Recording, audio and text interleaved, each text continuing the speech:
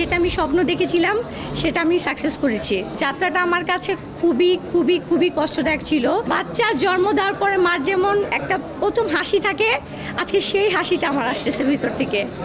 ধন্যবাদ সবাইকে এখানে আসার জন্য। আসলে আমি একটা প্ল্যাটফর্মে ছিলাম, প্ল্যাটফর্ম থেকেই আজকে আমার এই যাত্রাপথে আসা। আর যেহেতু আমি একটা প্ল্যাটফর্ম থেকে ইন্টারন্যাশনাল ক্রাউন হোল্ড হিসেবে এসেছি, এবার ইনশাল্লাহ এবার সেপ্টেম্বরও আমি যাচ্ছি আমার দেশকে নেতৃত্ব দিতে। তো আজকে আমার একটা প্রাউড মোমেন্ট, মানে আমি বেশি কিছু বলবো না, আমি বলবো যেটা আমি ইনিশিয়েট নিয়েছিলাম আর যেটা আমি স্বপ্ন দেখেছিলাম সেটা আমি সাকসেস করেছি। তো সবাই আমার জন্য দোয়া করবেন। আসলে আমার পাশের সহযাত্রী হচ্ছে আমার মা, আর আমাদের সিইও ইকবাল হোসেন স্যার, সে আমার সহযাত্রী হিসেবেই ছিলেন।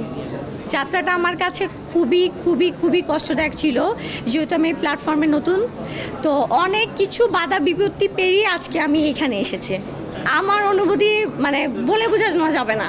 আমার আসলে অনুভূতিটা যে আমি একটা কন্টেস্টেন্ট ছিলাম, সেই হিসেবে আমি অর্গানাইজার হিসেবে এসেছি। আজকে আমার প্ল্যাটফর্মে মেয়ে হাঁটবে, এই অনুভূতিটা আমার কাছে সবচেয়ে সুন্দর অনুভূতি।